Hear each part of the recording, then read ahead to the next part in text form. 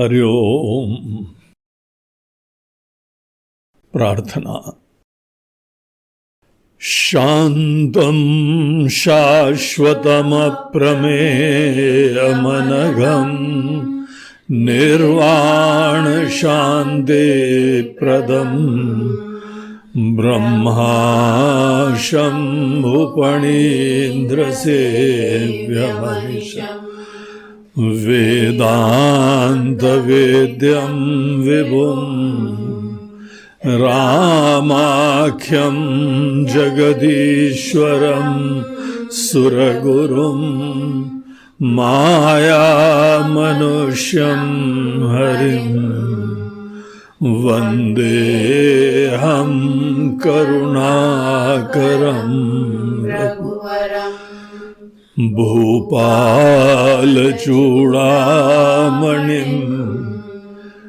नान्यास्पृहा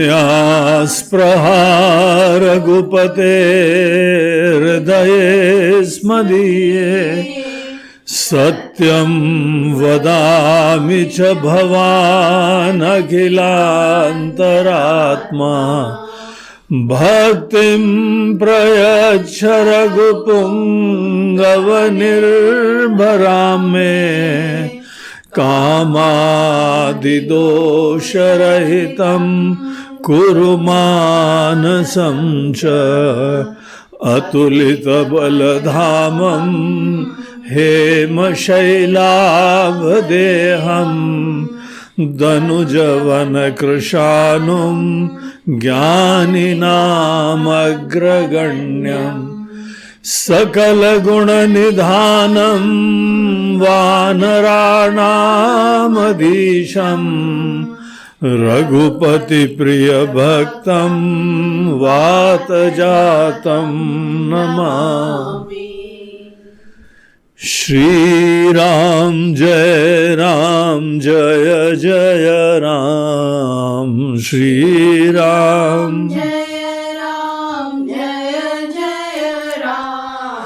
श्रीराम जय जय राम श्रीराम श्रीराम जय जय राम श्रीराम श्रीराम जय जय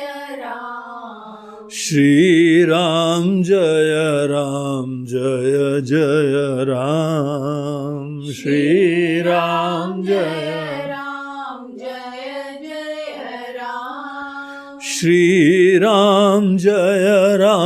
जय जय राम श्रीराम श्रीराम जय जय राम श्रीराम श्रीराम जय जय राम श्रीराम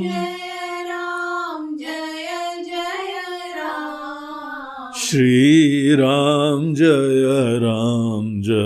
जय राम श्रीराम जय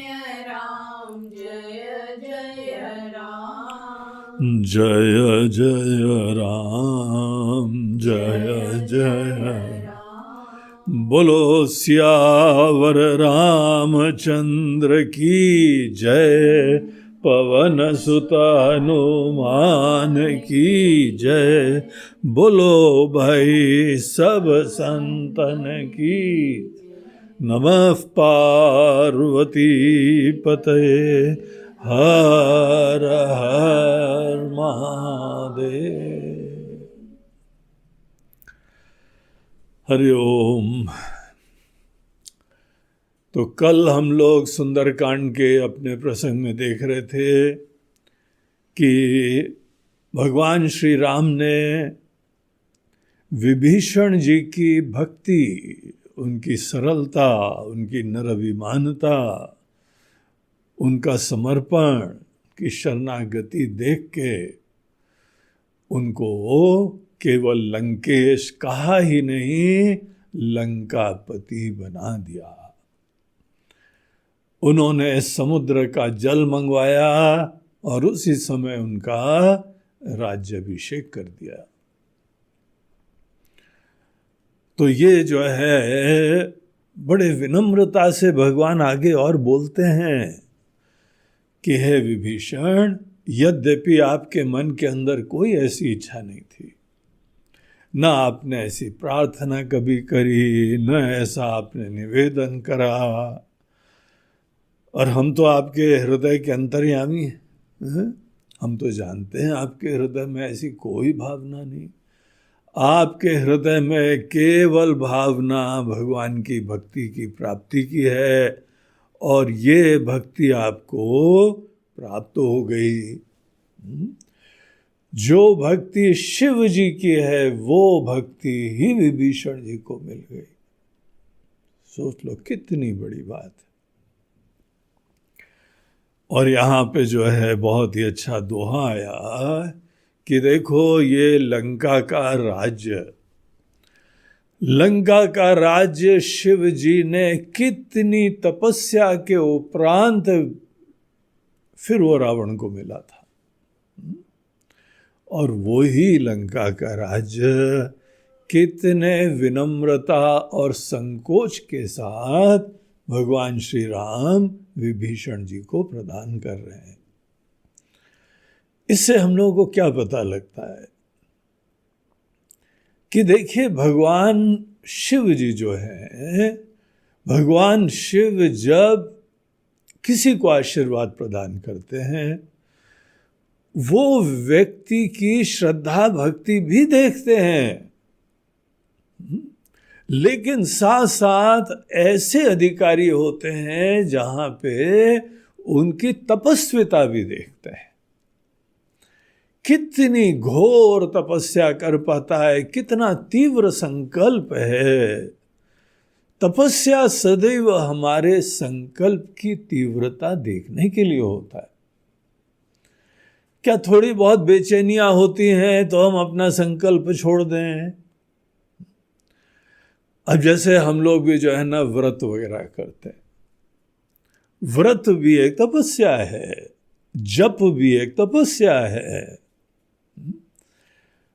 जागरण भी एक तपस्या है, अनुष्ठान भी, पाठ भी एक तपस्या है।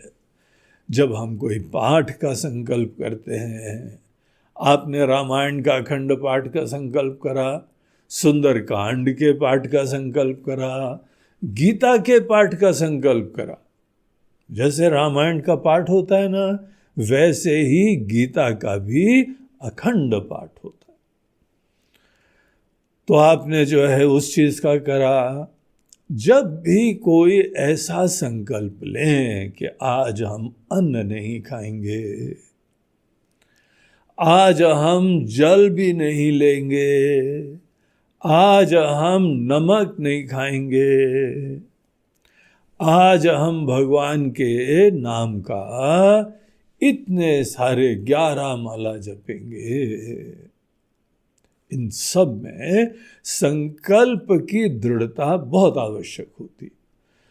चलिए मान लिया आपके अंदर बहुत उत्साह है, बहुत श्रद्धा है और आपने चालू करा, लेकिन हम लोग जब कोई कार्य प्रारंभ करते हैं तो निश्चित रूप से हमारे ही शरीर के अंदर की आदतें तो है नहीं, मन की भी आदत नहीं है, पेट की भी आदत नहीं है। तो पेट तो जो है वो तो भोजन मांगेगा ही, बेचैनी होती है, जठरा अग्नि प्रज्वलित होती है।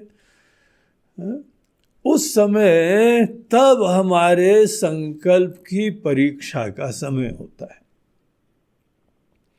कि हम अपने संकल्प में दृढ़ रहें या हम जो है वो शरीर मन आदि की अनुकूलता का ध्यान दें।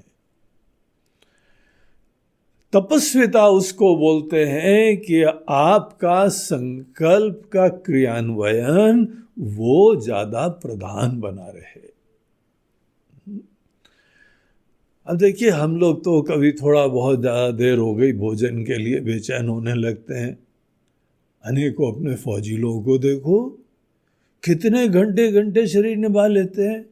अनेकों तपस्वियों को देखो, अनेकों दूसरे धर्मों में देखो, 40-40 दिन तक का अनुष्ठान कर लेते हैं। तो ये तो निश्चित रूप से शरीर की केवल एक ट्रेनिंग मात्र होती है। और अगर हम थोड़ा सा सह लेते हैं, सहन शक्ति का परिचय देते हैं, तो कोई ज्यादा शरीर को बेचैनी नहीं होती। इनिशियली हमारी आदत पड़ी हुई है, इसीलिए आदत वशात शरीर की डिमांड उस समय बढ़ जाती है। आप दृढ़ निश्चय करके देखिए, एक दिन आपने सोचा कि देखो हम इस समय भोजन नहीं करेंगे, पेट में तो उस समय भूख लगनी है क्योंकि आपने प्रोग्राम करा हुआ है। लेकिन आपने दृढ़ संकल्प से बोला नहीं, आज हम भोजन नहीं करेंगे। आप जल ले लो, कोई नींबू पानी ले लो, अनेकों चीजें हैं। आपके संकल्प की प्रधानता है। तपस्या में यही देखा जाता है कि आपकी दृढ़ इच्छा शक्ति कितनी दृढ़ है। और जिसकी संकल्प शक्ति तीव्र होती है, वहां पर अवश्य अनेकानेक आशीर्वाद होते हैं। तो भगवान शिव जो है, जहां पर अनेकों लोग तपस्या करते हैं, कई बार भक्ति नहीं होती उनके अंदर। अनेकों राक्षस असुर लोग भी भयंकर तपस्या करते हैं। वहां पे भक्ति के बजाय संकल्प शक्ति की तीव्रता का परिचय दिया जाता है। इसलिए जाके वहां पे लंबे लंबे समय तक घोर तपस्या कर रहे हैं, ये त्याग कर रहे हैं, वो त्याग कर रहे हैं। और अगर भक्ति होती है तो भले भगवान विष्णु हो, भले भगवान राम हो, या शिव जी भी हो, अधिकारी भेद से किसी के अंदर अगर विभीषण जैसों के जैसे भक्ति बहुत तीव्र है, भक्ति की ये महिमा है। अगर आप में बहुत किसी के प्रति आदर है, सत्कार है, प्रेम है, तो संकोच के साथ आपकी आवश्यकताओं की पूर्ति कर देते। गीता के अंदर एक श्लोक आता है जहां पे भगवान कृष्ण अर्जुन को बताते हैं 9वें अध्याय में, अनन्याश्चिन्तयन्तो माम ये जना पर्युपासते, जो बड़े अनन्य होके हमारा उपासना करते हैं, भजन करते हैं, तेषाम नित्याभियुक्तानाम योगक्षेमं वहाम्यहम्, हम उनके योग और क्षेम को वहन करके लाते हैं। वहन का मतलब पता है क्या है? ढो के लाते। जैसे कुली आपका सामान ढो के लाता है ना, भगवान खुद ढो के लाते हैं, जुगाड़ कर देते हैं, परिस्थितियां अनुकूल बना देते हैं। बोलते इतना हमारे ऊपर भरोसा कर रहा है ये। इस भरोसे का फल होता है कि भगवान बहुत विनम्रता से बगैर किसी बोझे के इस व्यक्ति की इच्छाएं पूरी कर देते। तो यहां पे मूल दृष्टांत भले नाम शिव जी का लिया गया हो, शिव जी ने तो इतना करा। अब शिव जी हमारे ये थोड़ी है कि भक्ति की महिमा नहीं जानते। पढ़ो शिव पुराण, देखो शिव जी की कथाएं, कितना शीघ्र जो है वो प्रसन्न हो जाते हैं। उनका नाम ही एक आशुतोष इसीलिए है। केवल जल डालने मात्र से जो प्रसन्न हो जाए, जय हो, ये भगवान शिव जी की महिमा है।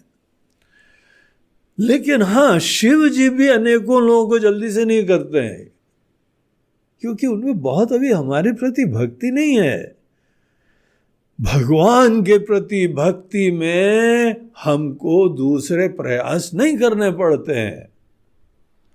लेकिन भगवान से जब कुछ मांगना हो तो बहुत भयंकर प्रयास करने पड़ते हैं। इसका भेद समझिए। जब भगवान के पास हम किसी काम के लिए जा रहे हैं तो काम की कीमत चुकानी पड़ती है हमको। जब भगवान के प्रति भक्ति से जा रहे हैं तो कुछ भी नहीं मांगना पड़ता है। किसी भी प्रकार की चीज की कोई यहां पे आवश्यकता ही नहीं होती। शास्त्र खुद बताते हैं, क्या दोगे उनको? लेकिन अभी तुम्हारे मन के अंदर उनके प्रति भक्ति है कि नहीं है, ये जानो। नहीं है तो फिर तो कीमत चुकानी पड़ेगी। तो यहां पे ये जो 49th दोहे का दूसरा पार्ट है, उसके अंदर ये सिद्धांत बताया जा रहा है। हाँ, यहाँ पे राम जी का प्रसंग है। विभीषण जैसे परम भक्त हैं, संत हैं, भगवान के सखा हैं, भगवान ने तो उनको शिव जी जैसी भक्ति खुद एवं अस्तु वो प्रदान कर दी है।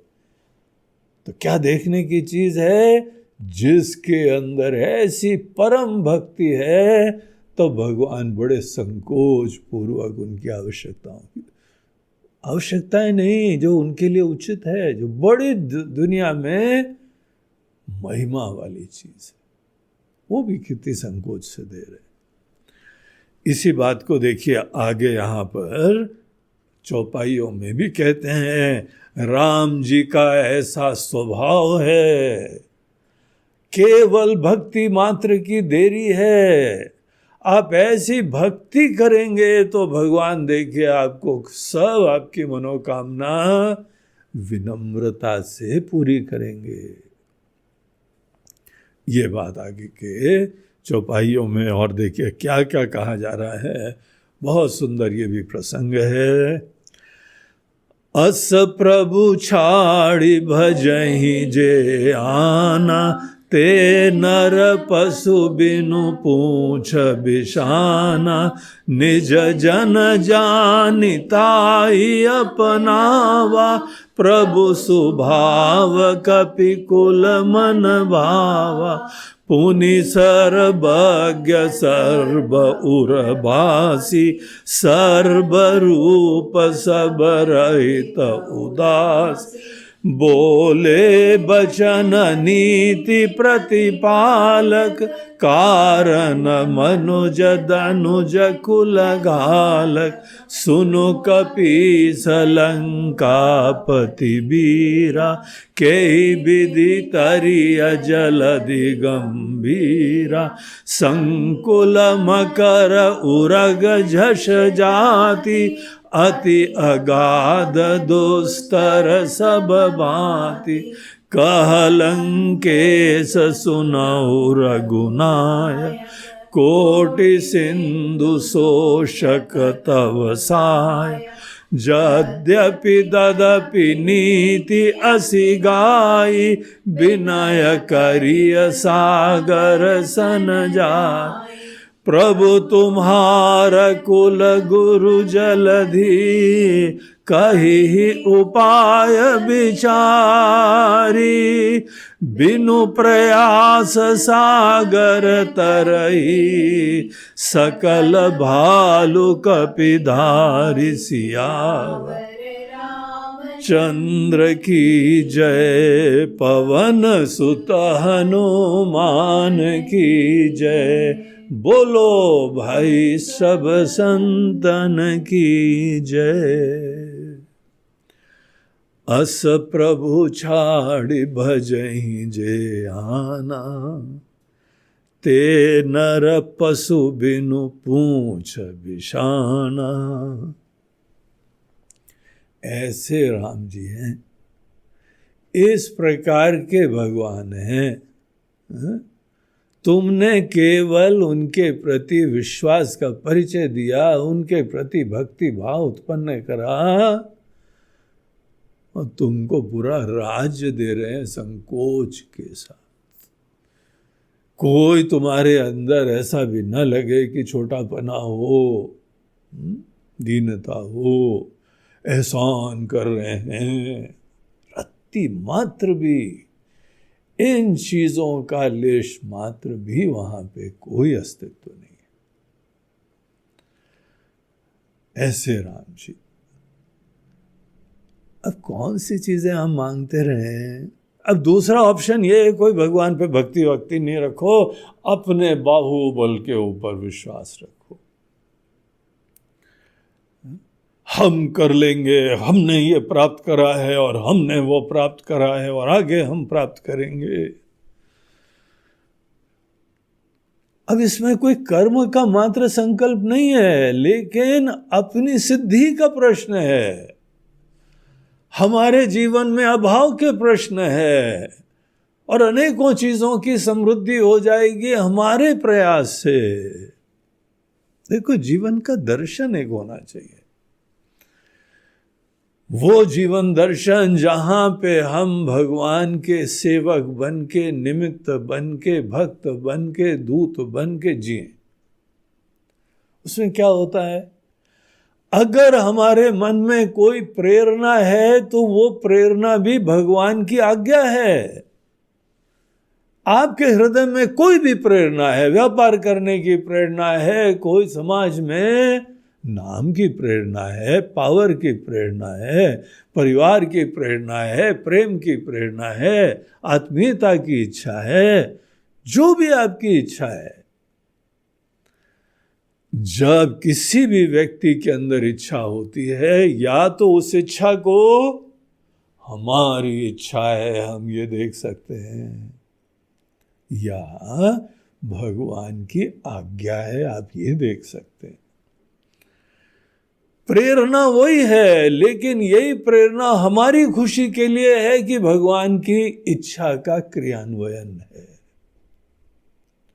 बहुत बड़ा भेद हो जाएगा।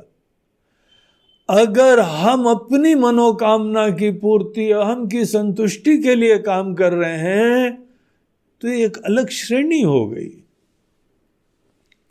वहां पे हम जहां से भी मदद ले सकेंगे मदद लेंगे, हम करेंगे।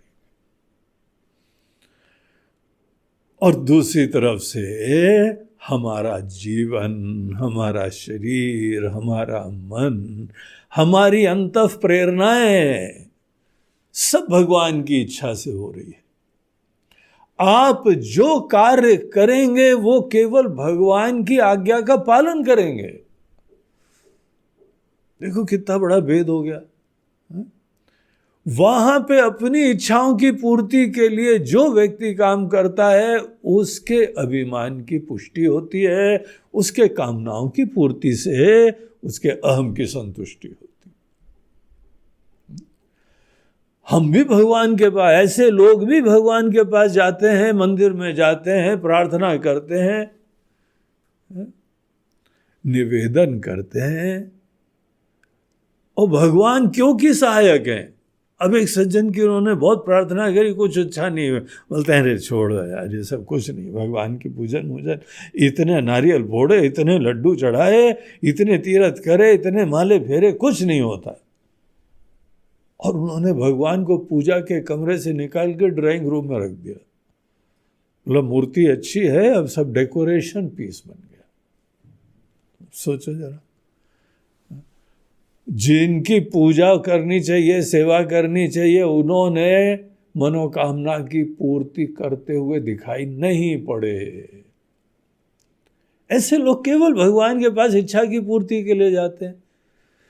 सीधी सी बात यह है, भगवान के प्रति कोई भक्ति नहीं होती है, मतलब ही यार है, मतलब निकल गया तो पहचानते नहीं, इस श्रेणी के लोग हैं वो लोग। तो क्यों जबरदस्ती बोल रहे हो, किसको धोखा दोगे? दुनिया को दे भी सकोगे, भगवान को धोखा दोगे क्या? जिस दिन भगवान को भगवान से मांगोगे तो उस दिन भगवान आपके लिए प्रिय होंगे। चलो आज हमारे अंदर वो भक्ति नहीं है, कोई बात नहीं, फिर हमको यहाँ पे अपने ही गीता आदि शास्त्र ये तरीका बताते हैं। बोलते हैं देखो तुम्हारी प्रकृति जो भी है, तुम्हारी अंतः प्रेरणा जो भी है, या ये तुम्हारी हो सकती है या तुम्हारे प्रभु की आज्ञा हो सकती है। अगर तुम्हारे प्रभु की आज्ञा है तो जब तुम काम कर रहे हो तो किसके लिए काम कर रहे हो? भगवान की खुशी के लिए काम कर रहे हो। हमारा कर्म ही पूजा बन गया। देखो तो कितनी बड़ी बात है। जब कर्म ही भगवान की पूजा बने, अब बाकी लोग पूजा क्या करते हैं? और सवेरे करके आ गए, मंदिर में दर्शन भी कर लिए, और शाम को भी जब दुकान वकान से आएंगे ना तो भगवान को भी जो है राम राम करके आएंगे। कितना फर्क हो गया। एक सतत पूजा कर रहा है, हम तो भगवान के ही सेवक हैं, उनके ही दूत हैं, जो कर रहे हैं भगवान के लिए कर रहे हैं। बाकी लोग तो कुछ जो है ना फूल चढ़ाएंगे, प्रसाद चढ़ाएंगे और कुछ दक्षिणा भी देंगे, ये तो सब कुछ दे रहे हैं, सतत भगवान को समर्पण कर रहे हैं। तो भक्ति का क्या असर होता है ये समझो। जो व्यक्ति अपने जीवन में सब कुछ केवल इसीलिए कर रहा है, वो कहीं पर भी घूमे,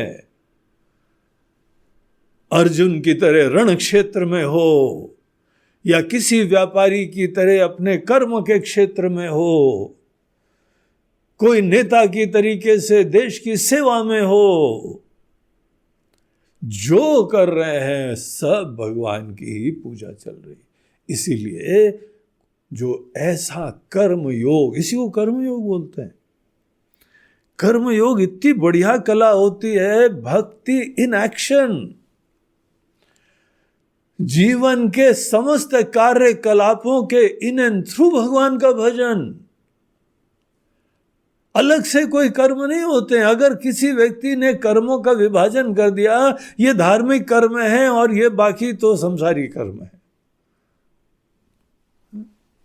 वो आदमी अभी भक्ति को जानता नहीं है। वो ये सोचता है कि भक्ति कर्म है। भक्ति तो भाव है, शरणागति है, ईश्वर पे विश्वास है। भगवान श्री राम ही भगवान श्री कृष्ण के रूप में आके गीता देके गए, वो ही प्रभु अपना दर्शन दिखा रहे कि ऐसी जो उठते बैठते सोते जागते सतत भगवान के प्रति श्रद्धा भक्ति बनाए रखता है। हमारा जीवन भगवान की कृपा से है, हमारे कर्म सब भगवान की खुशी के लिए हैं। और ऐसे लोग जो भी परिस्थिति के अनुरूप आवश्यक हो सब करेंगे वो, लेकिन इतना बढ़िया करेंगे। जब एक कोई कलाकार को एक ऐसी कलाकृति बनानी है जो अपने बहुत ही अत्यंत प्रेमी को देना है, कितनी बढ़िया बनाएगा वो। तो इसी प्रकार से ये कर्म योगी हर काम बहुत अच्छा करते हैं।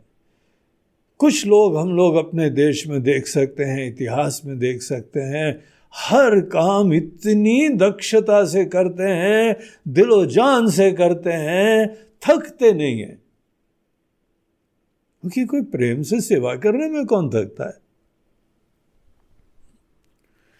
एक छोटी बच्ची अपने से भी छोटे भाई को गोद में उठा के पहाड़ पे चढ़ रही थी। तो कोई वहां पे बाबा जी खड़े थे, उन्होंने बोला, बेटा आप इसको उठा के कहाँ अकेले ले जा रही है, किसी को और बुला लो। वो बोलते हैं, अरे जो है महाराज जी, ये कोई और थोड़ी है, ये तो हमारा भाई है। बोला, भाई है तो ठीक है, लेकिन तुम इसको उठा के ले जा रही हो, इतना खाता पीता है ये, काफी मोटा ताजा है। बोलते हैं, अरे बाप जी ये तो हमारा भाई है। अब उन्होंने 2-3 बार बोला, इसने भी 2-3 बार, वो उसको बच्ची को समझ में नहीं आ रहा था बोल क्यों रहे। जो हमारा बहुत ही प्रिय है उसका बोझा उठाने में बोझा थोड़ी लगता है। जिनके अंदर परायापना होता है उनको बोझा लगता है। देश में भी कोई लोग ऐसे सेवा कर रहे हैं कभी थकते ही नहीं है। अभी कल ही जो है वो अमेरिका दौरा से मोदी जी आए और चारों तरफ जो है ना न्यूज़पेपर में ये बात आ कि मोदी जी थकते क्यों नहीं। एक रिपोर्टर तो बता रहे थे कि अरे भाई वो पहले प्रधानमंत्री होते थे, उस जमाना तो कोई और होता था, बहुत बढ़िया जमाना होता था। वहाँ पे रिपोर्टर लोग उनके जहाज में जा सकते थे, अभी इनके जहाज में अलाउड ही नहीं है जाना, अपनी टिकट लो जाओ। और दूसरा, वहाँ जाके हम लोगों के लिए खाना पीना, वो पीना भारी वाला पीना, हा? वो सब उन लोगों के लिए व्यवस्था करी जाती थी। बोलते आजकल वो होता ही नहीं है कुछ। वो जमाना ही चला गया। और इतना ही नहीं, एक तो अपनी तरफ से जाओ, कोई अलग से पार्टी वार्टी होती नहीं है, कोई हमको जो है खाना पीना और कुछ पिलाता ही नहीं है, बोतल खुलती नहीं है।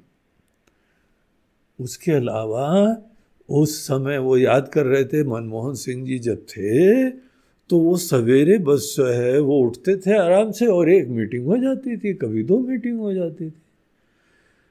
यहाँ पे दिन भर काम करते रहते हैं वो। और हम तो कवरेज के लिए गए हैं ना, हम कवरेज ना करें तो हमारी नौकरी गई। तो इनके साथ तो जो है इनका स्टेमिना ऐसा है, थकते ही नहीं है। और इतनी लंबी यात्रा के बाद अमेरिका से आए और आने के बाद सीधे वो नई पार्लियामेंट बिल्डिंग बन रही उसके इंस्पेक्शन के लिए चले गए। बोला हे राम, कोई जेट लैग नाम की भी कोई चीज होती है कि नहीं? वहां का दिन रात अलग, यहाँ का दिन रात अलग, तो बॉडी को एडजस्ट करने के लिए टाइम लगता है, इसको बोलते हैं जेट लैग। वहां दिन था, यहां आए, यहां पर भी दिन है, तो एक रात गायब। अब नींद तो लेनी पड़ेगी ना, कि पता नहीं है कैसे मटेरियल के बने हुए, थकते ही नहीं है, काम पे आ गए। अपने स्टाफ को बोला कि चलो जरा देख के आते हैं, बोला भी हाँ भी, और कपड़े चेंज करे हो बस आ गए। और एक एक मजदूरों से मिले जाके, सबको हालचाल पूछा, सबको प्रेरणा दी, बोला आप बहुत बड़ा काम कर रहे हैं देश के लिए, इत्यादि इत्यादि। उनसे भी अनेकों लोग बात पूछते हैं, आप थकते नहीं हैं क्या? तो बोलते हैं ये सब हमारे लोग हैं, अपने लोगों के लिए कौन थकता है? तुम अपने घर में बाल बच्चों के लिए काम करते करते थकते हो क्या? क्योंकि अपनापन है, ये प्रेम, ये अपनापन, ये साधना है। जो व्यक्ति भगवान के प्रति सच्चा प्रेम रखता है, अपना पूरा जीवन उनका आशीर्वाद देखता है, सतत अपनी अंतः प्रेरणाएं, उनकी आज्ञा देखता है और सतत उन्हीं की खुशी के लिए बेस्ट पॉसिबल कार्य करता रहता है। अनन्यास चिंतयन्तो माम ये जनाः पर्युपासते, ऐसा जो भजन करे तो न कोई किसी प्रकार का मन के अंदर अन्य संकल्प, न इच्छा। ऐसे जो लोग होते हैं, भगवान बोलते हैं तुम्हारी जो जो जीवन में जरूरतें हैं या तुमसे हमको जो सेवाएं लेनी है, वो हम सर के ऊपर वहन करके निसंकोचता से, तुमको संकोच न लगे, उस हिसाब से लाके देंगे। तो ऐसा भगवान का स्वभाव जो देख ले, ऐसा स्वभाव जो समझे, अस प्रभु छाड़ी भजहि जे आना। कितने अंधे लोग हैं, कितने मूर्ख हैं, इतनी सुंदर महान चीज जीवन में जानने योग्य है तो भी अपने ऊपर टेंशन रख के जी रहे हैं। और फिर बोलते हैं हमने पढ़ाई कर ली, हमने ये डिग्री प्राप्त कर ली, हम बड़े बुद्धिमान हो गए। धिक्कार हो यार तुम्हारी ज्ञान का। अगर दुनिया भर का ज्ञान लेके तुम्हारे ऊपर टेंशन ही बढ़ रहा है, स्ट्रेस बढ़ रहा है, तनाव बढ़ रहा है, अभिमान बढ़ रहा है, चिंताएं बढ़ा करती हैं, असुरक्षा बनी रहती है, तो धिक्कार है तुम्हारी समझ के ऊपर। ऐसे राजा हैं। और भगवान श्री राम इतिहास के पन्नों के अंदर मात्र नहीं है, अभी भी हैं। आपको पता है, हम यद्यपि भगवान के एक अवतरण का प्रसंग देख रहे हैं, उनकी लीलाओं का प्रसंग देख रहे हैं, वो सशरीर आए थे, यहां पे अनेकों प्रकार के कार्य करके गए, लेकिन ईश्वर क्या कभी जन्मते हैं? ईश्वर का क्या कभी एक समय विशेष में अस्तित्व होता है कि सदैव रहता है? आपको सदैव ऐसा मानना चाहिए कि भगवान सदैव है। आज भी दुनिया चल रही है ना, दुनिया चल रही है तो दुनिया चलाने वाले हैं। और दुनिया चलाने वाले कौन है? सर्वज्ञ, सर्वशक्तिमान, सर्वगुण संपन्न, करुणा निधान आज भी है। इसीलिए जो व्यक्ति हर कर्म उनके प्रति भक्ति से प्रेरित होकर करता है, वो शिक्षा की व्यवस्था जहां पे हमको ऐसे भगवान का परिचय नहीं मिलता है, कितनी अधूरी है ना वो शिक्षा व्यवस्था, कितना इनकम्प्लीट ज्ञान है हमको। जिसके ज्ञान मात्र से न तनाव हो, न बोझा हो, न चिंता हो, कर्म में एक्सीलेंस हो, और कर्म अच्छे होंगे तो फल अच्छे होंगे। फल केवल कर्मों पे निर्भर करते हैं। इंस्पायर्ड, प्रेरित, बुद्धिमत्ता से, दिलो जान से अच्छे कर्म हम कर पाए, बहुत प्यार से कर पाए, सब कुछ लगा के कर पाए, ऐसे कर्म ही पूजा हो जाते हैं। और ऐसा कर्म कैसे कर सकते हैं आप? क्योंकि हमारे राम जी ऐसे हैं, इस समय भी हैं। अपने राम जी को ध्यान में रख के जो व्यक्ति सतत ऐसा कर्म करता है, उसके जीवन में क्या कुछ होता है, कितने प्रमाण चाहिए। आँख खोलो, देखो, संतों का जीवन देखो, बुद्धिमानों का जीवन देखो, आज कर्म योगियों का जीवन देखो, परम भक्तों का जीवन देखो, शंकराचार्य जी का जीवन देखो, स्वामी विवेकानंद का जीवन देखो, हमारे गुरुदेव स्वामी चिन्मय आनंद जी का जीवन देखो। क्या डायनेमिक, उत्साही, जीवंत, दिलो जान, कहां से कहां पहुंच जाते हैं कर्मों से। पूरे दुनिया के ही धरातल पे पहुंच जाते हैं सेवा करते करते, तो भी विनम्र रहते हैं। तो ऐसे लोग सतत भगवान के निमित्त बन के बेस्ट पॉसिबल कर्म करते हैं। इनका ज्ञान, ऐसे राम जी का ज्ञान, प्रेम की महिमा, भक्ति की महिमा, ऐसे राम जी को छोड़ के अगर कोई और जीवन में कर्म करता है, तो यहां पे गोस्वामी जी बोलते हैं, ते नर पशु बिनु पूछ बिशाना। वैसे पशु लोग भगवान के प्रति बहुत समर्पित होते हैं। हर पशु भगवान के प्रति समर्पित होता है। इस बात को आप देखना, पशु को नीचा मत समझना कभी। आप गाय को देखो, घोड़ों को देखो, कुत्तों को देखो, कैसे स्वामी भक्त होते हैं, प्रेमी होते हैं। ये अनुभव करने की बातें हैं। और किसने उनको कौन से स्कूल में भेजा है? क्योंकि वो सहज स्वाभाविक रूप से परमात्मा से जुड़े होते हैं। हर पशु पक्षी इंसान के अलावा वो केवल भगवान के द्वारा संचालित होता है। इसके अंदर भगवान ने एक स्पेशल क्षमता दे दी है स्वतंत्रता की, विचार की। और ठीक विचार न करने से उल्टा विचार भी हो सकता है। अब जिसके पास विचार की क्षमता है वो ऐसा ही विचार करेगा, गलत करेगा। गलत विचार कर लिया, मोह उत्पन्न कर लिया और अपने आप को कर्ता समझ लिया, दुनिया को अपने से अलग समझ लिया, अपनी छोटी दुनिया में ही आसक्त हो गए। तो ऐसे लोग जो है वो अपने नासमझी के वजह से दुखी होते हैं। इसीलिए भगवान बोल रहे हैं ये लोग ऐसे पशु हैं जो कि बगैर पूंछ और बगैर सींग के,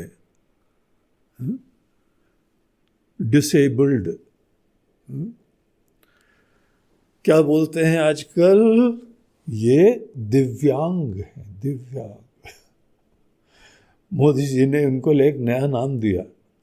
अब कोई बेचारा अंधा है ना, उसको अंधा नहीं बोलते, बोलते हैं दिव्यांग है। आदर सत्कार से उसको बुला रहे कि भैया ठीक है, तुम्हारी एक आंख में तो गड़बड़ है, देख नहीं पाते हो, लेकिन हमको पता है तुम्हारे कान ज्यादा अच्छी तरीके से सुन पाते हैं, क्योंकि कान से ही तुम्हारा पूरा जीवन चलेगा, इसीलिए कान में एक दिव्यता है, दिव्यांग है वो। ये तो आदर से जो है दूसरों को बुलाने की बात है। लेकिन पशु लोग, अगर ये विकलांग हो गए, उनके अंग खराब हो गए, ऐसे पशु दिखाई पड़ते हैं। जो व्यक्ति अपने ऊपर कर्तापना लेते हुए अपने ऊपर ही बोझा रख के अहम की संतुष्टि, स्वार्थ की पूर्ति के लिए टेंशन से जीता है, उसकी परिभाषा दी जा रही। तुम बगैर सींग और पूंछ के तुम पशु हो। पूंछ और सींग इनकी शोभा होती है। तो ये जितने पशु रहते हैं, इन सब पशुओं की सींग, कई तो बढ़िया बढ़िया हिरण के सींग होते हैं, जंगली भैंसे के सींग देखे क्या विशाल होते हैं, बेशकीमती होते, सुंदरता के प्रतीक होते। एक बार की हमने जो है वो ऐसी लाइट सी कथा, जब सीता जी वनवास में आई ना, तो चारों तरफ बातें फैल गई कि राम जी की पत्नी सीता जी भी आई हैं, वो बहुत सुंदर हैं। राम जी की सुंदरता, सीता जी की सुंदरता की कहानी चारों तरफ फैल गई। तो बहुत सारे पशु पक्षी भी उनको देखने आते थे। तो एक बंदर की टोली आई और बोला देखें तो ये कौन सीता सीता सीता, हाँ? तो उन्होंने सीता जी का दर्शन करा। राम जी आगे जा रहे थे, सीता जी बीच में थी और लक्ष्मण जी पीछे जा रहे थे। तो उसने बहुत ध्यान से देखा, हाँ? सीता जी को आगे से भी देखा, पेड़ के ऊपर चढ़ी हुई, फिर पीछे से भी देखा, सब देखता के मुंह बना के वापस गई, कोई इंप्रेस नहीं हुई। तो जिस समय अपने वापस कॉलोनी में पहुंची, अपने घर में, तो वहां बाकियों ने पूछा तुमने देखा? हाँ देख के आए। तो क्या थी? बोलते ठीक थी, ऐसी कोई खास नहीं है। बोला क्यों? हमने सुना तो बहुत ही सुंदर है। बोलते पूंछ ही नहीं थी उनके। अब बंदरिया लोग वो पूंछ देखते हैं, पूंछ अच्छी तो सो सुंदर। अबे जानवरों की दुनिया है भाई। और जो वानर, जो पशु बगैर बिनु पूंछ बिशाना, पूंछ भी नहीं और उसके सींग भी नहीं, जितने भी नर पशु होते हैं ना, उनकी नरत्व, उनकी बल, बड़प्पन, सामर्थ्य सींग से दिखाई पड़ता है। भाई देवे, केवल नर में सींग होते, मादा में सींग नहीं होते। जब अनेकों प्रकार के नर पशु खड़े हुए हैं और कोई नर जो है वो स्वयंवर में खड़ा हुआ है बगैर सींग के, हाँ? कोई भी वहां पे मादा पशु उसके पास स्वयंवर के लिए जाएगी नहीं, सुंदर ही नहीं होता, ढीला होता है, इनकैपेसिटेटेड होता है, विकलांग होता है वो। ये दृष्टांत प्रयोग करा ऐसे लोगों के लिए जो भगवान श्री राम के अस्तित्व को जीवन में ऐसे स्वीकार नहीं करते हैं। देखो, शास्त्रों से ये शिक्षा लो, अकेले मत जियो, अपने छोटे छोटे कंधे पे बोझा मत रखो। गाड़ी चल रही है, ड्राइवर चला रहा है, और एक आदमी गाड़ी के अंदर बैठा हुआ अपना सूटकेस अपने सर पर रखा हुआ है, बोला हम बड़े स्वावलंबी, अपना बोझा खुद ढो के चलते हैं। बोलते बेवकूफ आदमी, तुम्हारे कर्तृत्व के लिए, तुम्हारे कर्तापने के लिए बहुत दूसरी गुंजाइशें हैं। सब बोझा सर पे लेने की कोई जरूरत नहीं। हल्के होके काम करो, प्रेम से करो, अपने कर्म को पूजा बना के करो। जो लोग ऐसे भगवान को नहीं मानते हैं, जानते ही नहीं है, मानते वानते क्या, उनको परिचय कभी नहीं मिला इसका। इतने पुण्य ही उदित नहीं हुए कि ऐसी एक सत्ता को जानते हैं जिसने दुनिया, अद्भुत सी दुनिया बनाई है, हम लोग कभी बना ही नहीं सकते। इतनी सुंदर दुनिया है तो भी कोई लोग ऐसे सैंपल लोग हैं जो भगवान का अस्तित्व तो भी नहीं मानते। बनाई नहीं, चला भी रहे। बगैर कारण के कोई कार्य होता है क्या?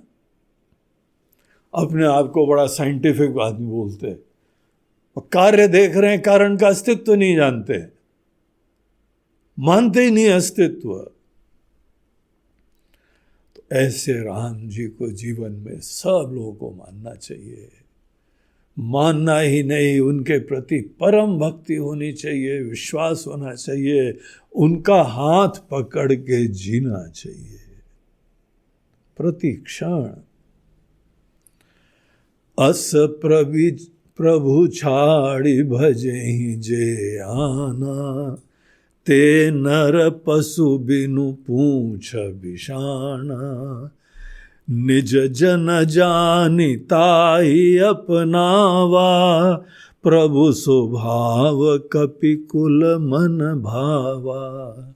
विभीषण जी को अपना ही सेवक जान के, निज जन जानी, अपना ही जान के। इतनी भक्ति, इतना प्यार, इतना समर्पण, यही हमारा भक्त है। ऐसा जान के अपनावा, स्वीकार कर लिया उन्होंने।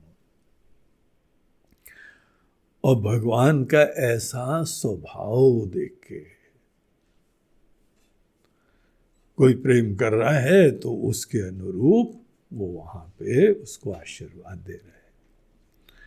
प्रभु स्वभाव कपि कुल मन भावा। समस्त कपियों को ये देख के बहुत अच्छा लगा।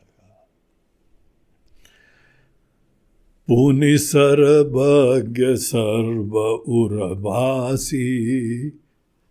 भगवान को देखो यहाँ पे कुछ विशेषण बोल देते हैं, उसके बाद आगे की बात बताते हैं। कौन है भगवान? बड़ा अच्छा प्रसंग लगता है हमको ये। उनके गुण देखिए क्या क्या बताते हैं, चिंतन योग्य। हमारे राम जी कैसे हैं? किसको राम जी बोलते हैं?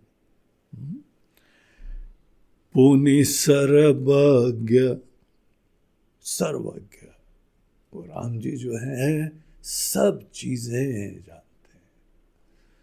आखिर दुनिया बनाई है ना, जो किसी चीज को बनाने वाला होता है वो उसका ज्ञानी होता है। अब जो सब आपके पास मोबाइल है, जिसने मोबाइल बनाया है उस सब चीजों का ज्ञानी है ना। एक एक एप्लीकेशन, एक एक सॉफ्टवेयर, एक एक कंप्यूटर, गजब के ज्ञानी लोग हैं भाई। इतना समझ है अपने को, तो एक एक चीज समझने में टाइम लगता है। ये हार्डवेयर सॉफ्टवेयर सब बनाया। घड़ा बनाने वाला घड़े का ज्ञानी, तभी तो घड़ा बनाएगा ना। दुनिया बनाने वाला दुनिया का ज्ञानी, अणु परमाणु बनाने वाला अणु परमाणु का ज्ञानी, बैक्टीरिया वायरस कोरोना बनाने वाला कोरोना का ज्ञानी, आदमी का हृदय मस्तिष्क पेट लिवर बनाने वाला इन सब चीजों का ज्ञानी, सूरज चांद सितारे आदि बनाने वाला इन सब चीजों का ज्ञानी। सर्वज्ञ किसको बोलते हैं? ये चिंतन का, ध्यान का विषय है, कंटेम्पलेशन का। खूब ध्यान करो, एक ऐसी सत्ता है जो सर्वज्ञ है। सर्वज्ञ शब्द मात्र इतना रोमांचकारी होता है कि भगवान सब कुछ जानते हैं। अब किसी को बताओ ना, सब कुछ जानते हैं। महाराज जी भगवान कोरोना को भी अगर जानते हैं तो कोरोना को उन्होंने रोका क्यों नहीं? अरे क्यों रोके? उन्होंने बनाया, वो रोके क्यों? अगर तुमको तकलीफ है तो तुम विचार करो, रोको। भगवान सबको संश्रय प्रदान करते हैं। सब चीजों का अस्तित्व, संचालन सब उनके द्वारा होता है, और उसकी समाप्ति का भी तरीका उनके पास होता है। क्या बढ़िया शब्द है, सर्वज्ञ।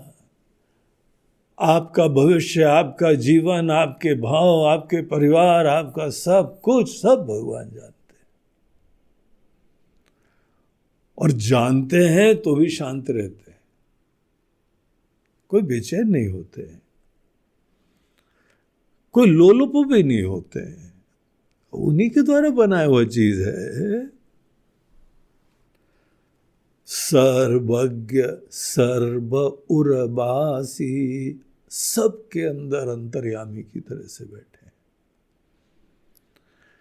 अनेकों चीजों दूसरों से छुपा लो, भगवान से छुपाओगे क्या? मन के अंदर जो भाव है, जो सपना है, जो प्रेरणा है, जो पुण्य है, जो पाप है, जो विकार है, जो क्लेश है, जो अभिमान है, जो भक्ति है, कुछ भी चीज हमारे हृदय में हो, ये सब हमारे हृदय में बैठे हुए चेतन स्वरूप से परमात्मा सब प्रकाशित कर रहे हैं, कभी नहीं छुप सकते। ऐसी कोई जगह नहीं होती जहां भगवान नहीं होते हैं और सब जान नहीं रहे होते। कितने सुंदर सुंदर लक्षण हैं। पुनि सर्वज्ञ सर्व उर्वासी। एक सज्जन बोलते हैं, महाराज जी अगर भगवान सबके हृदय में रहते हैं तो ये दुष्टों के हृदय में भी रहते हैं, आतंकवादियों के भी हृदय में रहते हैं, तो उनके हृदय में रह के उन सबको रोकते क्यों नहीं है? बोलते हैं भैया भगवान तुम लोगों के कोई बॉस की तरह नहीं है कि हर चीज में ना गुजरे। उन्होंने सबको बना के स्वतंत्र करके बोला है कि अगर तुम कुछ कर्म ऐसे करोगे तो पुण्य होंगे, खुशी होगी, प्यार होगा। कुछ ऐसे कर्म होंगे जो करोगे तो तुमको पीड़ा होगी, दूसरों को पीड़ा होगी, चारों तरफ विनाश होगा। और पीड़ा होगी, समझ लेना, पीड़ा ही हमको सिखाती है हम गलत मार्ग पे हैं। अब कोई लोग पीड़ा से भी सीखते नहीं हो तो विनाश को प्राप्त करते हैं, वो उनकी गति होती है। भगवान क्यों रोके? हमारे अंदर अकल नहीं है क्या? हम लोग अपनी अनुभूतियों से सीखते नहीं है क्या? तो भगवान सबके हृदय में है, लेकिन न किसी से प्रभावित होते हैं और न किसी के साथ इंटरफेरेंस करते हैं। बोलते जो भी तुम हमसे चाहोगे मिलेगा, लेकिन अंजाम तुमको भुगतना पड़ेगा। बिजली में आप जो भी मशीन लगाओ आपको आशीर्वाद मिलेगा, नहीं ठीक से जानोगे तो उससे करंट लगेगा और आपकी मृत्यु भी हो सकती है। ऐसी तटस्थ दिव्य शक्ति हम लोगों के हृदय में बैठी हुई जान रही है, सब देख रही है और आशीर्वाद दे रही है आपको सब कार्य करने के लिए। सर्व उर्बासी सर्वरूप सब रहित उदासी। एक एक लक्षण भगवान के दिए जा रहे। राम जी कौन है? सर्वरूप, सब रूपों में राम जी प्रकट हैं।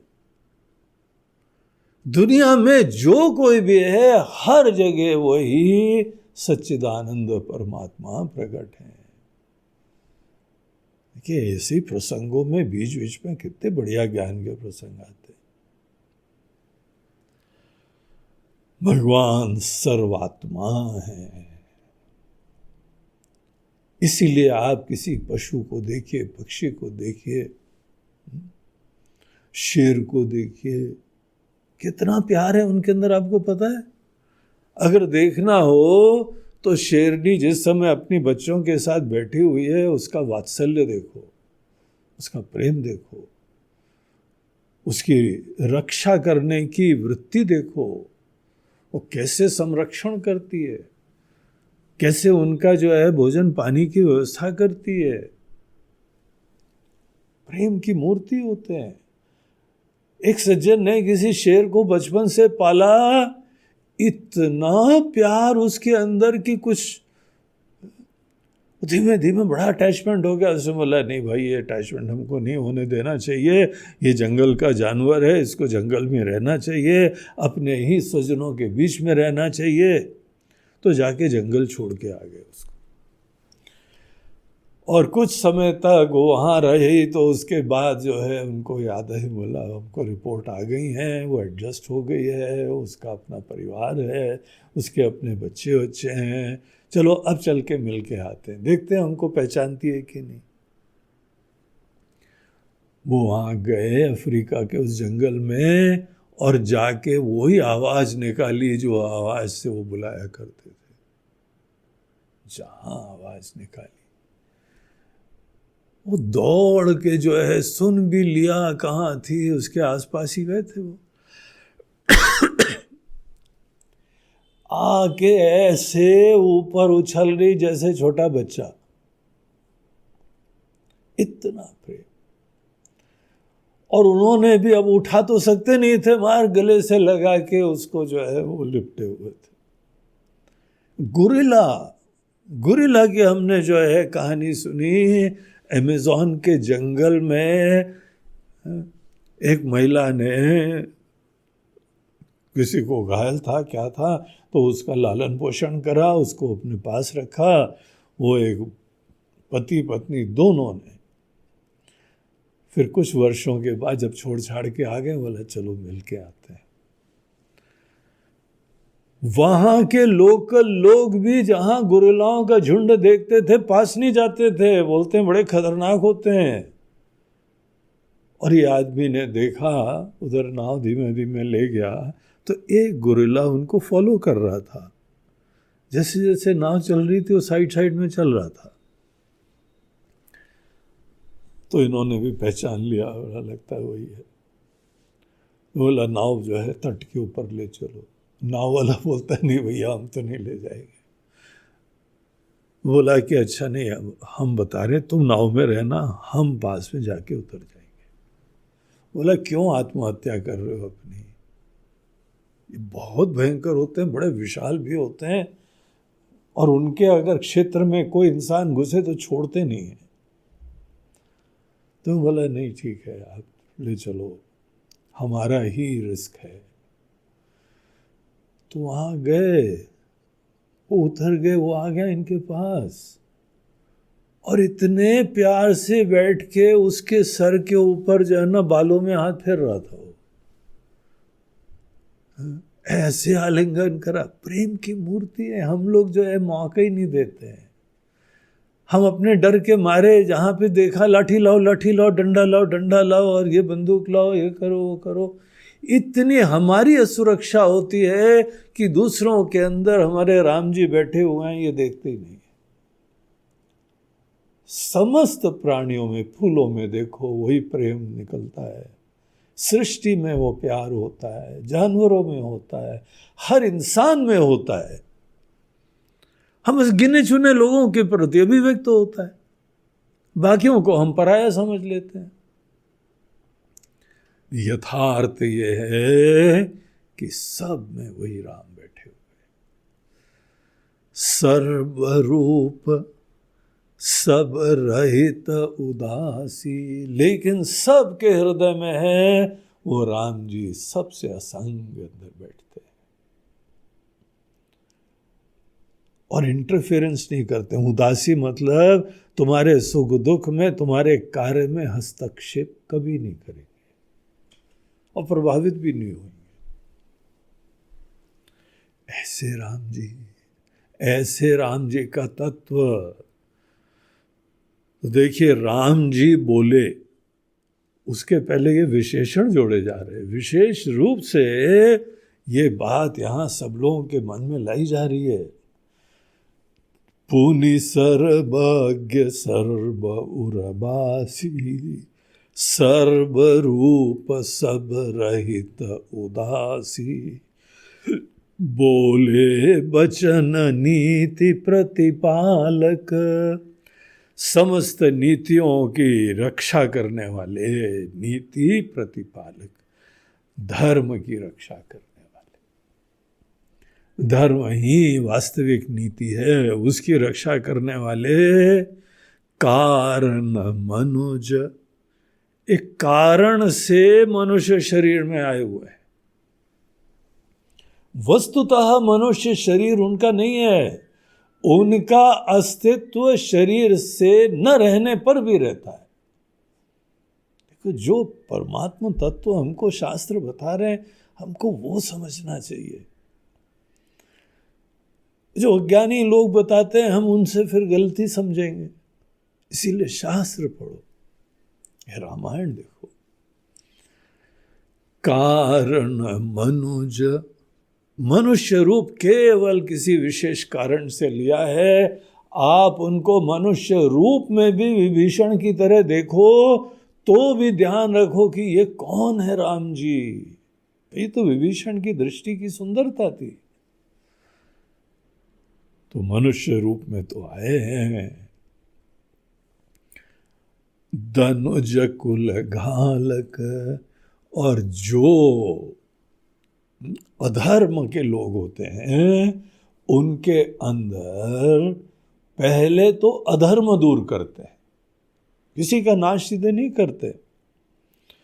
सुमति कुमति सबके उर राही, सबके अंदर सुमति कुमति होती है। राक्षस वो होते हैं जिन्होंने कुमति को ज्यादा बढ़ा दिया, उनको मौका ही नहीं मिला, शिक्षा ही नहीं मिली, ज्ञान ही नहीं हुआ। सबसे पहले राम जी ऐसा जुगाड़ करते हैं कि इनको अच्छाई का ज्ञान मिले, परिचय मिले। नई शिक्षा लेते हैं तो भी अपने अंदर जो है दृढ़ रहते हैं केवल विनाशक प्रवृत्तियों में, तो उन लोगों को फिर दंड भी मिलता है, उनका विनाश भी होता है। ऐसी चीजें टिक नहीं पाती है। जहां भगवान के अवतार के प्रसंग आते हैं वहां देखो, धर्म संस्थापनार्थाय संभवामि युगे युगे, हम धर्म की स्थापना करते हैं। सदैव दुनिया में अच्छाई सर उठाती रहेगी और जो बुराई वाले हैं वो परास्त होते रहेंगे, सर उठाएंगे वो भी कई बार। और यही दुनिया का एक्साइटमेंट होता है। कई जगह जो है अधर्म वाले सर उठाएंगे और फिर उसके उपरांत परास्त हो जाएंगे। अब धर्म को भी उतना दृढ़ होना पड़ेगा जितना दृढ़ अधर्म वाले होते हैं, तब टिक पाता है।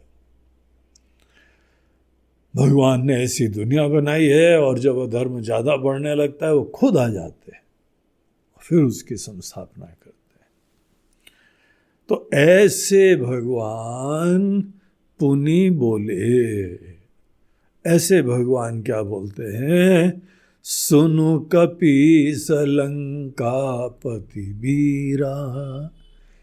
हे कपिराज सुग्रीव और लंकापति, अब तो नाम ही ले लिया उन्होंने, अब तो ऑफिशियली जो है ना राजा बन गए। राम जी के दृष्टि से तो विभीषण लंकापति हो चुके।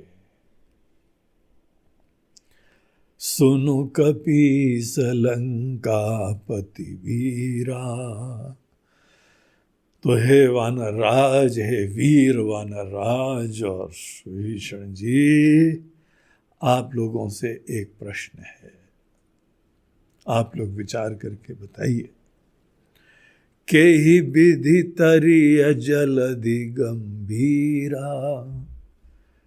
अब हम लोगों को समुद्र के उस पार जाना है, तो के ही विधि तरई, कैसे इसके पार जाया जाए, कोई नीति बताओ, कोई तरीका बताओ, अपने लोगों का विचार बताइए। संकुल मकर उरग झष जाति, इसके अंदर अनेकों प्रकार के मगर, उरग मतलब सांप, झष अर्थात मछलियां, भिन्न भिन्न जाति की विविध प्रकार की समुद्र की दुनिया बहुत सुंदर भी है, बड़ी अद्भुत है।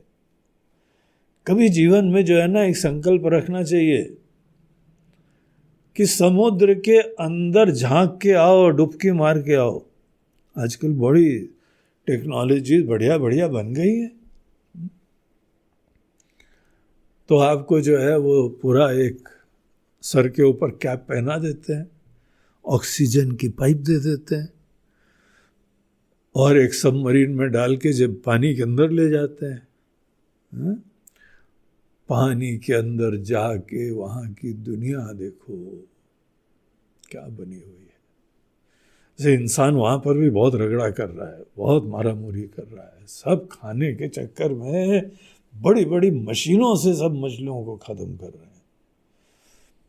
लेकिन अभी भी बहुत बड़ा समुद्र है, इतना विशाल है कि वहाँ की दुनिया अभी भी बहुत सुंदर अद्भुत बनी हुई है। वहाँ के पेड़ हैं, वहाँ की घाटियाँ हैं, वहाँ के अनेकों पशु हैं, कछुए हैं, सांप हैं, शार्क हैं, व्हेल मछलियाँ हैं, बढ़िया दुनिया है वहाँ पे।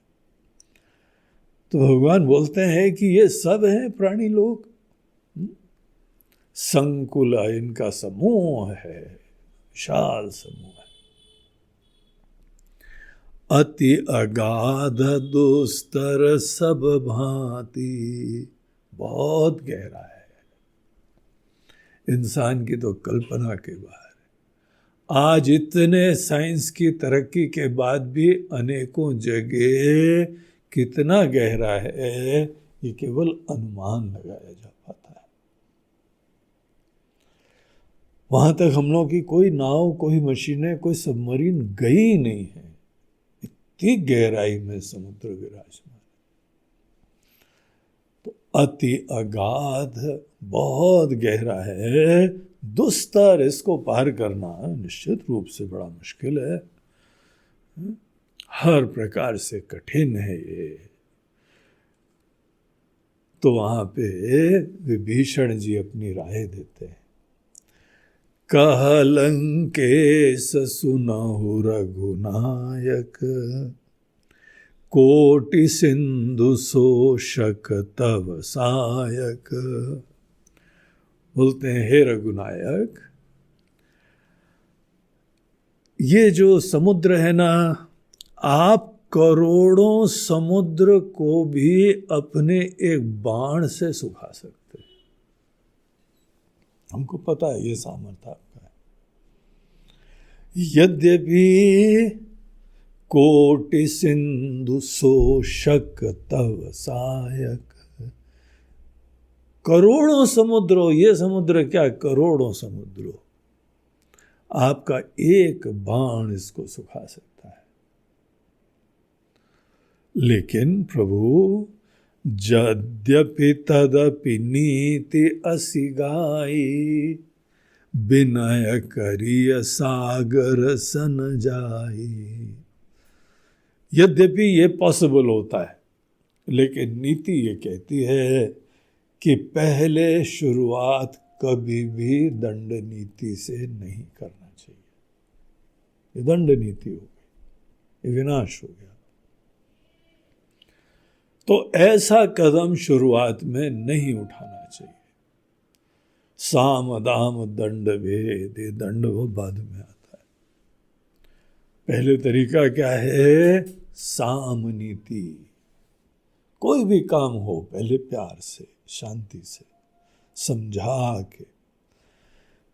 कोई भी जीवन में काम हो, सदैव ये सिद्धांत अपना बनाए रखो, प्रेम से, शांति से, बुद्धिमत्ता से कोई चीज का भी हल करा जा सकता है।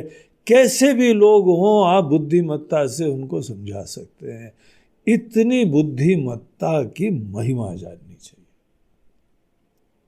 विनय की, प्रेम से, निवेदन से, प्रार्थना से, किसी को आदर देके, किसी को आदर देके उससे काम करवाओ, किसी को महत्व देके काम करवाओ, आत्मीयता देके काम करवाओ। जो शुरुआत में किसी को आदर, प्रेम, महत्व नहीं देता है, लेकिन खुद चाहता है, आदर भी चाहता है, प्रेम भी चाहता है, महत्व भी चाहता है, ऐसे लोग कभी मिलते ही नहीं है। और दूसरे लोग के अंदर भी खुंदक हो जाती है, आक्रोश हो जाता है। इसलिए नीति नहीं है। अच्छी नीति यही है कि तुमको सदैव अपने ऊपर विश्वास रखना चाहिए। बुद्धि का कमाल ज्यादा होता है, आत्मीयता का कमाल ज्यादा होता है, स्नेह और प्रेम से काम करवाने की ज्यादा महिमा होती है। तो भगवान आप चाहें तो आप जो है समुद्र को सुखा दो, लेकिन ऐसा जो है उचित नहीं है। और उसका एक कारण और देते हैं। प्रभु तुम्हार कुल गुरु जलधि, कहि उपाय विचारी, बिनु प्रयास सागर तरही, सकल भालु कपिधारी। बोलते हे प्रभु, हमको भी पता है, आपको भी पता है, ये जलधि, ये समुद्र आपके पूर्वज हैं, आपके कुल गुरु हैं। अच्छा, ये देखो कितनी ख्याति थी इस बात का, कितना प्रचलन था। विभीषण जी भी जानते, राम जी तो अवश्य जानते। प्रभु तुम्हार कुल गुरु जलधि, कहि उपाय विचारी। अब आपके अगर कुल गुरु हैं तो आप उनसे निवेदन करिए, और बगैर प्रयास के आपको रास्ता दिखा देंगे वो। बिनु प्रयास सागर तरही, सकल भालु कपिधारी। और आप सब जितने कपि, भालू, सब बगैर प्रयास के आराम से उधर पहुंच जाएंगे। पहली लाइन में उनका नाम लेते हैं जलधि, और दूसरी लाइन में सागर। प्रभु तुम्हार कुल गुरु जलधि, कहि उपाय विचारी, बिनु प्रयास सागर तरही, सकल भालु कपिधारी। भगवान श्री राम के कुल गुरु समुद्र हैं, बोलते हैं इसीलिए उन्होंने सागर नाम लिया। इनके पूर्वज सगर जी थे, महाराज सगर। और महाराज सगर एक बार जो है वो अश्वमेध यज्ञ कर रहे थे और उनका जो घोड़ा था वो छोड़ दिया जाता है। फिर वो जहाँ रहता है, जहाँ जहाँ जाता है वो सब उनकी भूमि हो जाती। ऐसा ये अनुष्ठान होता है। वो चला गया, वापिस ही नहीं आ रहा था। तो इनके 60,000 पुत्र थे। वो सब ढूंढने के लिए गए। तो ढूंढते ढूंढते जो है पहाड़ों में, जंगलों में, हर जगह तलाशा। फिर इन्होंने खोदना चालू करा। जमीन खोदते खोदते और पाताल में पहुंचे कपिल मुनि जी के आश्रम में। वहां मिला कपिल जी का आश्रम और वहां पे घोड़ा बंधा हुआ था। अब कपिल जी ध्यान में थे और इन्होंने आके जो है उनके ऊपर आरोपण लगाया कि यही चोर है। अब उन्होंने जो है इन सब को भस्मीभूत कर दिया। फिर आगे की कहानी आती है, कैसे जो है रास्ता बताया गया कि भाई इन लोगों का अगर उद्धार करना है, सब लोगों का कल्याण करना है तो गंगा जी को लाना पड़ेगा। और इन्हीं के कुल वाले महाराज भगीरथ, वो फिर गंगा जी का वाहन करा और गंगा जी आई। आकाश गंगा से नीचे अवतरित होके पूरी जगह सब भर गई। ये सागर की कहानी सगर जी से जुड़ी हुई है, इसीलिए नाम ही सागर पड़ा इसका। और तब से जो है इनके ही कुल का पूरा देखभाल कर रही थी। उनका सब उद्धार हुआ। ही गंगा जी आने के बाद पूरे कुल का उद्धार कर दिया। कुल का संरक्षण ये आज भी करते हैं। इसीलिए समुद्र जो है वो सागर कहलाया और ये इनके कुल गुरु है। तो महाराज जी, समुद्र तो सागर आपका कुल गुरु है।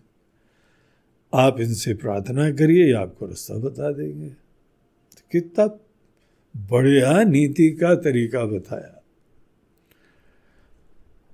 सब लोग उस पार भी चले जाओगे। तो जो काम प्रेम से हो सकता है वो जबरदस्ती लाठी डंडा से क्यों करना? हाँ?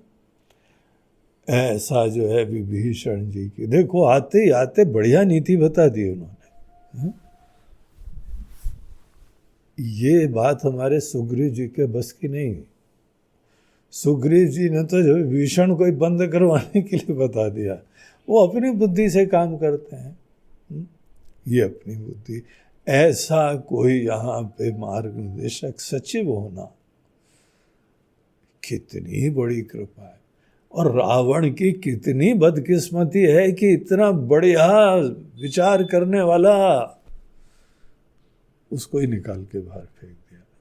इसीलिए वहां बताया था, जब से ये गए पूरा सबकी मृत्यु आ गई, विनाश आ गया, पूरी लंका की बदकिस्मती चालू हो गई।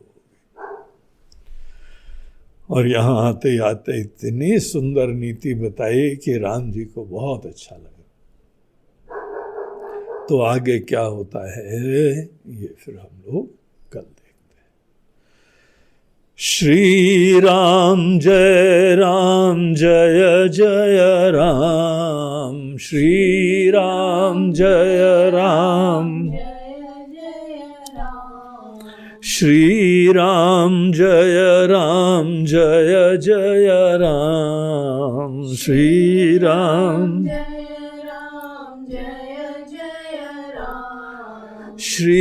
राम श्री राम जय जय राम। श्री राम जय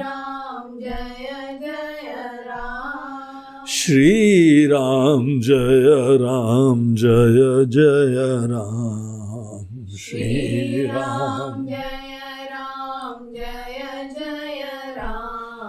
श्री राम श्री राम जय जय राम।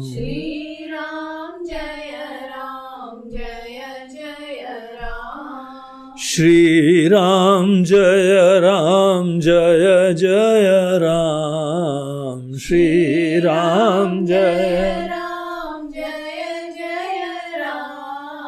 श्री राम जय जय राम, श्री राम जय राम, जय जय राम, जय राम।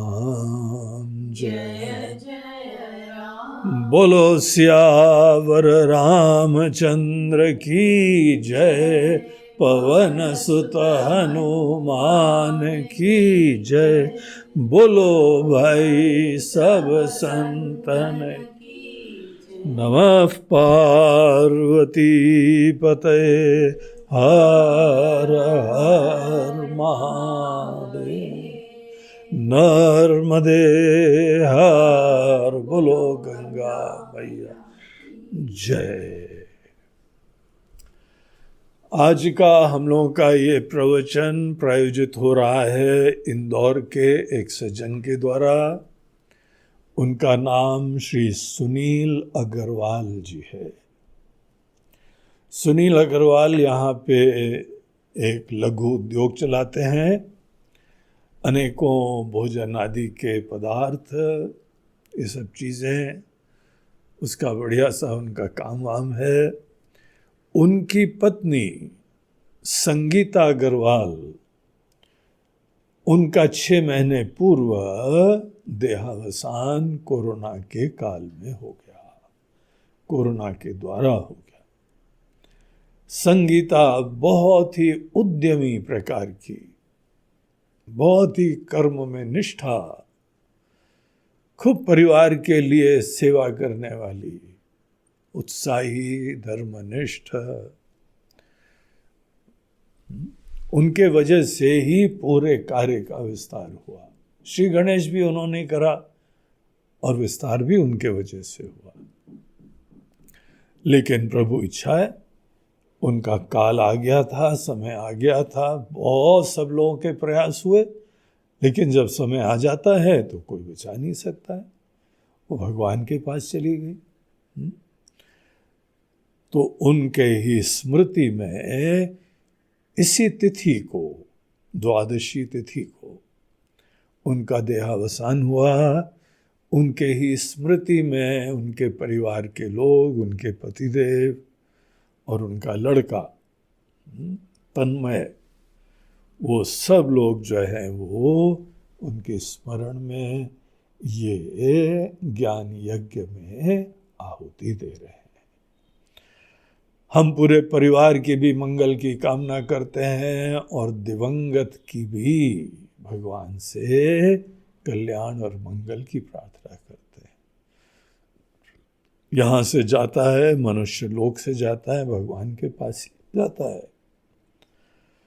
तो भगवान के पास ही गई हैं और उनके ही कर्म के अनुरूप उनकी आगे की यात्रा होती है। जो ईश्वर के अधीन है, उनके पास है, बहुत चिंता की बात नहीं है। लेकिन हम लोगों की तरफ से प्रार्थनाएं सबके लिए अवश्य होनी चाहिए। तो बहुत बहुत आपको आशीर्वाद, साधुवाद इस सेवा के लिए, इस आहुति के लिए। हरि ओम तत्सत।